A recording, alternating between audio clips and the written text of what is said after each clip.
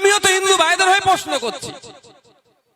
আমার ধর্মীয় পরিচয় মুসলমান, আমি ইসলাম ধর্মের অনুসারী।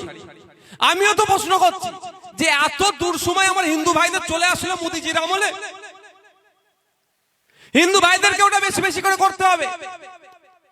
যে এতদিন অতিবাহিত হয়ে গেল, কেন এই সেই কুলঙ্গার গুলোকে, সেই মানবতা বিরোধী গুলোকে, যারা ওখানকার মানুষদেরকে গুলি করে শহীদ করলো, তাদেরকে চিহ্নিত করতে পারলো না? তাদেরকে কেন এখনো খুঁজে বার করতে পারলো না? এটা মেদিনীপুরের বিপ্লবের মাটি থেকে আওয়াজ উঠতে হবে যে খুঁজে বার করতে হবে তাদেরকে। তাদেরকে আমরা দেখতে চাই যে তাদেরকে তদন্ত করা দরকার, কে কোন উদ্দেশ্য নিয়ে তাদের পাঠিয়েছে, কেন আমাদের দেশের নাগরিককে তারা খুন করেছে, এটাগুলোকে খুঁজে বার করতে হবে। এই প্রশ্ন আপনার মাথায় না আসে, হিন্দু মুসলমানের বাইনারির মধ্যে আপনাকে ফেলে দিতে চাইছে। আর যারা রাজনৈতিক ফায়দা নেওয়ার দরকার, তাদের কাজ হাসিল করে চলে যাচ্ছে।